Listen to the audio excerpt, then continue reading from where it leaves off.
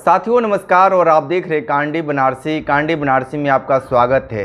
हिंदी पत्रकारिता के 200 वर्ष पूर्ण हो चुके हैं और जिस तरीके से पत्रकारिता का जो प्रचलन है लगातार बढ़ता भी जा रहा है। हम बातचीत करेंगे प्रोफेसर अनिल उपाध्याय जो महात्मा गांधी काशी विद्यापीठ के विभागाध्यक्ष पत्रकारिता विभाग भी रह चुके हैं। सीधे तौर पर हम बातचीत करते हैं कि जिस तरीके से वर्तमान की पत्रकारिता जो चल रही है उसको लेकर। ये बताइए कि आप तो काफ़ी समय तक विभागाध्यक्ष रहे हैं और हिंदी पत्रकारिता और पत्रकारिता के प्रोफेसर भी रह चुके हैं। आज की पत्रकारिता कहाँ पर आकर खड़ी है? देखिए, आज हिंदी पत्रकारिता का 200 वर्ष आज पूर्ण हो रहा है। आज ही के दिन 26 मई 1826 को पंडित युगल किशोर शुक्ल, उनको युगल किशोर शुक्ल लिखते थे लेकिन थे शुक्ला, वो कानपुर के रहने वाले थे। पंडित युगल किशोर शुक्ल ने कलकत्ता में जाकर और वहाँ पे उन्होंने हिंदी पत्रकारिता का प्रारंभ किया और उदंत मार्तंड नाम का हिंदी का पहला पत्र निकाला जो साप्ताहिक था। और उस समय कि जो अंग्रेज़ सरकार थी, ब्रिटिश हुकूमत, उससे परमिशन लेकर उन्होंने अखबार निकाला। हालांकि वो अखबार बहुत लंबे समय तक नहीं चला, लगभग दो वर्ष तक ही वो अखबार चला। और मुझे लगता है दिसंबर 1886 में शुरू हुआ और 26 में 27 में दिसंबर में बंद भी हो गया। लेकिन पत्रकारिता, हिंदी पत्रकारिता की बुनियाद अगर देखा जाए तो वहीं से स्थापित हुआ। और उस समय के जो पत्रकार थे, पंडित युगल किशोर शुक्ला रहे हों, चाहे उनके समकालीन या उनके बाद में जो पीढ़ी में जो पत्रकार आए, वो पत्रकार खासतौर से हिंदी पत्रकारिता में वो बड़े ही मनीषी पुरुष थे, तपस्वी थे, त्यागी थे। और वो लोग किसी धन लाभ के लिए पत्रकारिता नहीं करते थे। उसके बाद में जब कलकत्ता से शुरू हुआ, कलकत्ता से शुरू होने का उसके पहले जेम्स अगस्टस हिक्की ने 1780 में हिक्कीज गजट या Bengal gazette, Calcutta general advisory बोलते थे, वो भी नाम पत्र निकाला था। उस पत्र का भी एक इतना इतिहास है। लेकिन चूँकि आज हिंदी पत्रकारिता पर हम लोग बात कर रहे हैं तो हम इसी पे आते हैं। उसके बाद अगर हम देखें तो जो हमारे समाज सुधारक थे जितने, चाहे राजा राममोहन राय रहे हों, चाहे ईश्वरचंद्र विद्यासागर रहे हों, चाहे दयानंद सरस्वती रहे हों, चाहे महात्मा गांधी बाद में आज़ादी के आंदोलन में शामिल हुए, या कांग्रेस की स्थापना हुई, मदन मोहन मालवीय जी हुए, ये सारे लोगों ने, सब लोग किसी न किसी समाचार पत्र से जुड़े थे। और इन सब लोगों ने आज़ादी, भारत को गुलामी की जंजीरों से मुक्त कराने के लिए, जन चेतना जगाने के लिए, जन जागरण के लिए और एक नए समाज के निर्माण के लिए सब लोगों ने योगदान दिया। जिसकी वजह से आज हम देख रहे हैं कि आज पत्रकारिता इतनी हुई। और जो कलकत्ता से पत्रकारिता शुरू हुई वो बाद में काशी में आके पुष्पित पल्लवित हुई। और काशी में भी आप देखिए कि महावीर प्रसाद द्विवेदी जिस सरस्वती से जुड़े थे, सरस्वती निकाला, उस समय ही आप देखिए तो फिर आज अखबार शुरू हुआ बनारस में 1920 में, 20 के बाद काशी विद्यापीठ की स्थापना हुई, आज अखबार भी शुरू हुआ। और आज अखबार में बाद में आगे चल के बाबूराव विष्णु पराड़कर उसके संपादक बने। तो उस समय कहा जाता था कि पत्रकार एक हाथ में कलम रखते थे और अपने हाथ में अखबार रखते थे या अपना समाचार पत्र रखते थे, इसको वितरण भी करते थे, और एक जेब में रिवॉल्वर भी रखते थे, पिस्टल भी रखते थे। मतलब इतने क्रांतिकारी थे। वो अंग्रेज़ों से लड़ते भी थे और लिखते पढ़ते भी थे, वैचारिक रूप से भी समृद्ध थे। और मुझे लगता है कि वो लोग उस ज़माने के कोई भी पत्रकार के बारे में ऐसा नहीं। एक चीज़ आप नया बता रहे हैं कि उस समय के दौर में पिस्टल और कलम और पेपर तीनों लेकर चलते थे। आज के परिवेश में ऐसा है क्या? अरे आज का परिवेश तो एकदम अलग हो चुका है। आज के परिवेश की तो बात अलग से हम कर सकते हैं। लेकिन वो जो दौर था, आज़ादी का दौर था, तो कहने का मतलब वो अब एक उनका कलम के सिपाही भी थे, कह सकते हैं, जो मुंशी प्रेमचंद जी ने कहा कलम के सिपाही थे। और उनका कलम जो है अग्नि वर्षा करता था। जैसे गणेश सिंह का विद्यार्थी थे, प्रताप निकालते थे, तो गणेश सिंह का विद्यार्थी ये तालुकेदारों के खिलाफ या उस समय के जो जमींदार थे उनके खिलाफ लगातार लिखते थे। और ज़्यादातर तालुकेदार वो अंग्रेज़ों के कृपा पात्र थे, तो उनके विरोध में थे। आपको जानकारी हो, उस समय भगत सिंह, उनकी शादी की बात चली तो अपना घर छोड़ के वो कानपुर आ गए और कानपुर में बहुत दिन तक रहे वो, क्योंकि वो शादी विवाह नहीं करना चाहते थे और वो क्रांतिकारी बन चुके थे।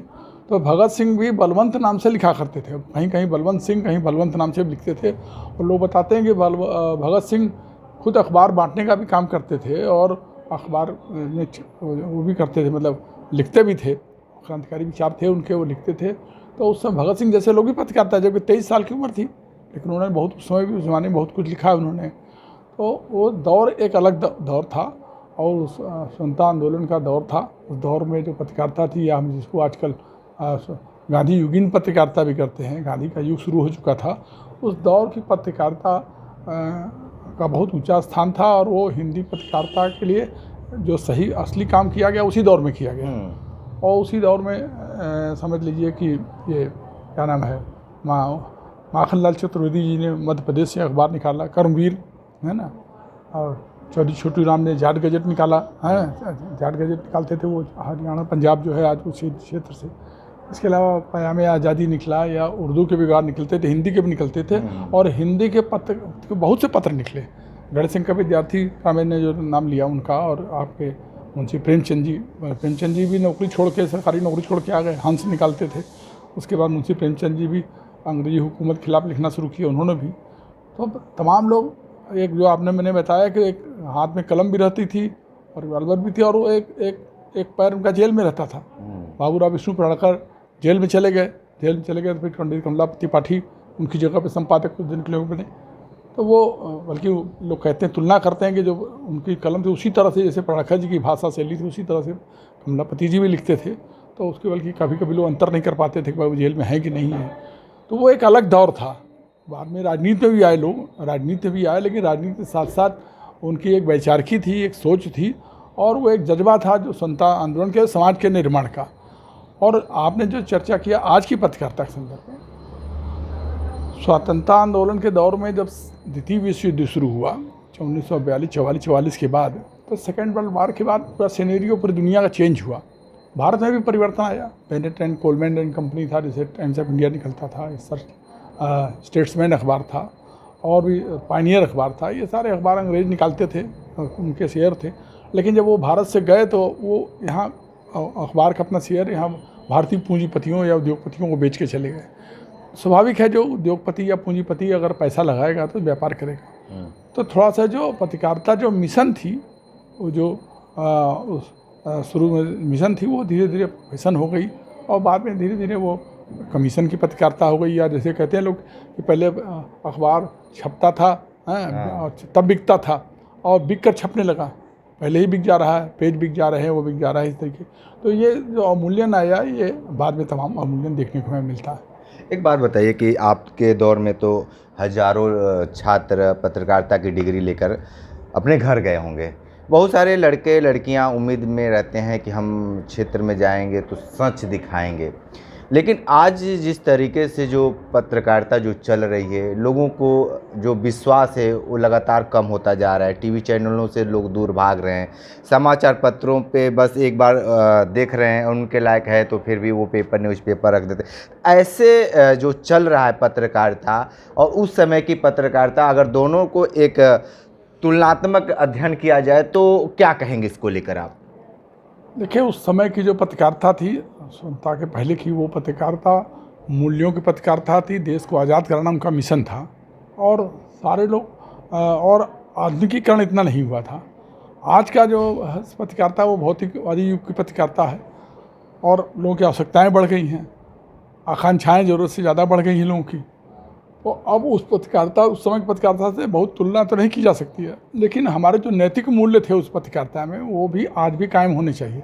भले ही आधुनिकता आ गई और लोग धन की तरफ भागने लगे, और कहा जाता है भूखे भजन न होए गोपाला, सबको पैसा चाहिए, ठीक है, पैसा चाहिए, वो अपनी जगह है।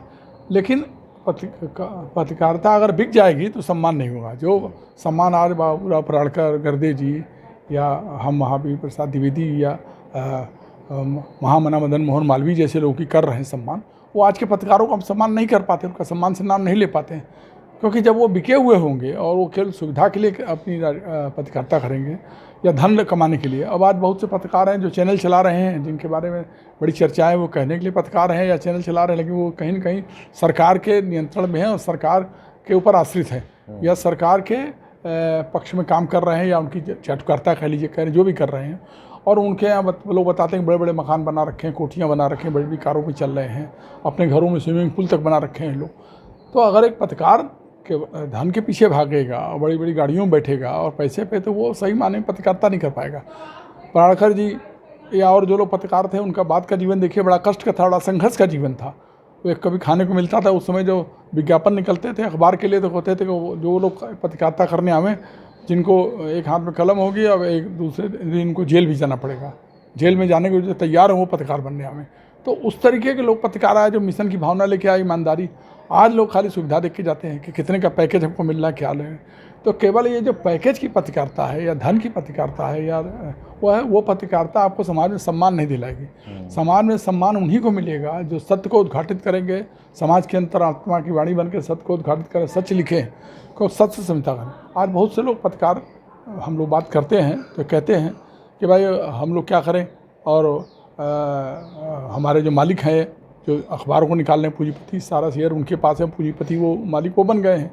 तो हम अपना परिवार हमको चलाना है और देखना है, इसलिए हमारी मजबूरी है। हम जो है, मैं समझता हूँ कि इसको मजबूरी का नाम नहीं दिया जा सकता। पत्रकारिता आज भी जिनको करनी हो और सम्मान अगर पाना हो तो उन्हें सच को ही लिखना चाहिए। अगर आपकी मजबूरी तो कोई और काम कर लीजिए, कोई और व्यापार कर लीजिए, कोई और बिजनेस कर लीजिए या कोई नौकरी कर लीजिए, सीलिंग ऑफिस, सप्लाई ऑफिस में चले जाइए और वहाँ पैसा कमाने वाले बहुत से लोग बाबू बैठे हैं, कोई पैसा कमा रहे हैं, उनको कोई नहीं पूछ रहा है और दूसरे तरह के धंधे कर रहे हैं। लेकिन अगर आप सम्मान चाहते हो, चाहे शिक्षक हो चाहे पत्रकार हो, क्योंकि पत्रकार भी एक तरीके से लोक शिक्षक होता है। शिक्षक अपने क्लासरूम में अगर शिक्षा देता है तो पत्रकार भी समाज को शिक्षा देने का काम करता है, एक तरीके से शिक्षक की भूमिका में। तो ये दो वर्ग ऐसा है, या जुडिशली हो, जजेज हों, इन लोग अगर ये लोग ईमानदारी छोड़ देंगे और ईमानदारी से काम नहीं करेंगे तो समाज का उत्थान संभव नहीं होगा और हमारे युवा पीढ़ी को प्रेरणा नहीं मिलेगी। जो आज जो हम नाम लेते हैं, महात्मा गांधी का नाम लेते हैं, महामना मालवीय का नाम लेते हैं, या पत्रकारिता में नाम लेते हैं बाबूराव पराड़कर, विष्णु पराड़कर जी का नाम लेते हैं, जिन्होंने तमाम हिंदी के शब्द दिए, सुश्री, राष्ट्रपति, तमाम नए शब्द दिए। आज तो कोई पत्रकार नए शब्द नहीं दे रहा, नहीं कर रहा। भाषा की शुद्धता पे भी लोग ध्यान नहीं दे रहे हैं। पहले अखबार पढ़ के लोग तमाम जो PCS IAS की परीक्षा लड़के देते थे इलाहाबाद में या और जगहों पे, तो बताते थे कि हम लोग हिंदी का आज अखबार, जो हिंदी वाले लड़के थे आज अखबार पढ़ते थे, अंग्रेजी के अखबार वाले स्टेट्समैन या टाइम्स ऑफ इंडिया या हिंदू अखबार या और अच्छे अखबार पढ़ के, इंडियन एक्सप्रेस वगैरह पढ़ के उससे वो सीखते थे। लेकिन अगर पत्रकारिता में वो भाषा नहीं होगी, उस तरह का कंटेंट नहीं होगा और सही चीज़ें नहीं होंगी तो लोगों को विश्वसनीयता खंडित होगी। अभी देखिए हाल ही में एक नीट परीक्षा को लेकर विवाद चल रहा है पूरे देश में और सरकार बार बार कह रही है, और वो एक बार नहीं कई बार पेपर लीक हुआ। जब आपने NTA बनाया और पूरे देश में एक साथ परीक्षा कराने लगे तो उसमें शुचिता और ईमानदारी होनी चाहिए। और एक बार पर्चा आउट हो जाए तो समझ में आता है, 2 बार भी हो जाए, लेकिन अगर 5 बार, 6 बार, 7 बार, 10 बार परीक्षा आउट हो, और नीट का ही नहीं और भी परीक्षा CBSE में भी बता रहे हैं, CBSE में भी गड़बड़ी पाई गई, तो ये विश्वसनीयता बहुत बड़ी चीज़ है। तो पत्रकारिता के लिए भी वही सबसे बड़ी चीज़ है। सबसे बड़ा संकट विश्वसनीयता का संकट है। जब तक हम विश्वसनीयता समाज में अपना कायम नहीं रखेंगे, पत्रकारिता के मूल्य स्थापित नहीं करेंगे और सत्य को नहीं उद्घाटित करेंगे, सत्य को नहीं, क्योंकि सबसे बड़ी क्रेडिबिलिटी होती है। अगर विश्वास और लोगों को, जनता का विश्वास नहीं है तो आपके चैनल का या अखबार का या बोलने वाले वक्ता का कोई मतलब नहीं है। एक आखिरी सवाल ये है कि एक प्रचलन में लगातार ये चल रहा है गोदी मीडिया, गोदी पत्रकार, तो क्या वाकई ऐसा है क्या? वो आप जो प्रश्न किए वो आज के संदर्भ में प्रासंगिक है गोदी मीडिया का, बल्कि उसको एक और नाम दे दिया, मोडानी मीडिया भी दे दिया लोगों ने, मोदी प्लस अडानी।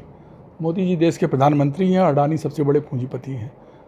2014 के बाद जब से सरकार बनी, वर्तमान सरकार आई, उसके पहले अडानी की फाइनेंशियल स्थिति इतनी अच्छी नहीं थी।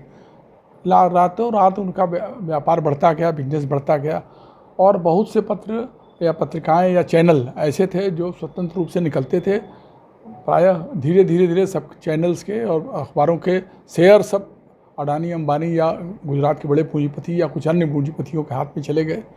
तो निश्चित रूप से वो, और अडानी ने बहुत से शेयर, बताते हैं लोग 50-60% से ज़्यादा चैनल्स के या अखबारों के शेयर जो है अडानी के पास हैं। तो उसकी वजह से विश्वसनीयता खंडित हुई है और लोग वो ये है कि वो खाली सरकार के इंटरेस्ट पे काम कर रहे हैं। और वो शक इसलिए हुआ क्योंकि जहाँ जहाँ मोदी जी जाते थे विदेश यात्रा पर, अडानी जी भी उनके साथ जाते थे और अडानी जी जाते थे वहाँ उनको कोई न कोई उनका कॉन्ट्रैक्ट हो जाता था।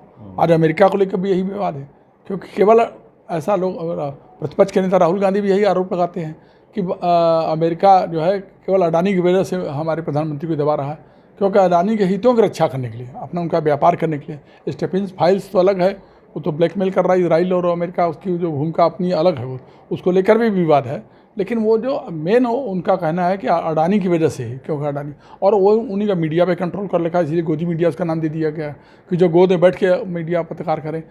पत्रकारिता का धर्म है या कर्तव्य है कि सच को उद्घाटित करे और जो लोकतंत्र में सत्तारूढ़ दल और विपक्ष दोनों की सही बातों को सामने लावे। सत्तारूढ़ दल की अगर कोई अच्छा काम करता है सरकार, तो वो भी जनता के सामने लाना पत्रकारिता का धर्म है या कर्तव्य है, क्योंकि और जो विपक्ष भी अगर कोई आवाज़ उठाता है उसका गला नहीं घोटना चाहिए, उसकी बात भी सच बात को सामने जनता के सामने आना चाहिए। अगर विपक्ष की बात नहीं आएगी तो लोकतंत्र कभी स्थायी नहीं रहेगा, लोकतंत्र के सामने खतरा हो जाएगा, संविधान के सामने खतरा हो जाएगा। आज यही बात प्रतिपक्ष के नेता उठा रहे राहुल गांधी कि लोकतंत्र संविधान हमारे खतरे में है, उसको बचाने के लिए हमको जो है गोदी मीडिया को नाम दिया लोगों ने, कहते हैं जो गोदी मीडिया है उनको भी सही मानने में मीडिया की भूमिका अदा करके और सत्य को उद्घाटित करना चाहिए। तो ये ज़रूरी है। पहले भी प्रलोभन मिलते रहे होंगे, पहले भी तमाम लोगों जब ने बताया कि लोग जेल गए, तमाम पत्रकार बड़े कष्ट में ज़िंदगी जिए हैं। जेम्स अगस्टस हिक्की जो अंग्रेज़ था, पहला अखबार 1780 में निकला और 1782 में बंद भी हुए 2 साल में, लेकिन उसने भी ब्रिटिश गवर्नमेंट के खिलाफ तमाम लिखा उसने बहुत, उसके खिलाफ उसको जेल हुई और बाद में उसको जहाज, पानी की जहाज बैठा कर भेज दिया कि पता ही नहीं चला कब मर गया है, कहाँ चला गया वो आदमी। लेकिन उसको नाम आज भी लिया जाता है, किस गजट का नाम या बंगाल गजट का नाम, क्योंकि उसने थोड़े ही समय के लिए वो अखबार रहा, लेकिन उस अखबार ने कम से कम बुनियाद रखी प्रेस स्वतंत्रता की। तो अभिव्यक्ति की स्वतंत्रता हमारे लोकतंत्र का आधारभूत वो है, और अगर हमें बोलने की आज़ादी नहीं होगी, विचरण की आज़ादी नहीं होगी, बात करने की आज़ादी नहीं होगी, तो लोकतंत्र रहेगा नहीं। और पत्रकारिता लोकतंत्र की रक्षक होती है। संविधान और लोकतंत्र बचाने के सबसे बड़ा दायित्व मीडिया का है, और वो मीडिया अगर गोदी मीडिया बन जाए या मोडानी मीडिया बन जाए तो ये देश का दुर्भाग्य है। मैं समझता हूँ कि हमें अपनी भूमिका को सही और ढंग से ही निभाना चाहिए, तभी समाज में सकारात्मक सोच होगी पत्रकारिता के बारे में, और मीडिया से जुड़े लोगों को सही सम्मान तभी मिलेगा। ठीक है, तो आप सुन रहे थे प्रोफेसर अनिल उपाध्याय। जिस तरीके से 200 वर्ष पूर्ण हो चुके हैं हिंदी पत्रकारिता को, और जिस तरीके से जो हिक्की गजट हुआ या जो भी पत्रिकाएं आई हैं उनके बारे में बहुत सारी बातें बताए हैं, विशेष इंटरव्यू कर रहे थे। तो हमारे साथ बने रहिए। कांडी बनारसी के साथ। नमस्कार।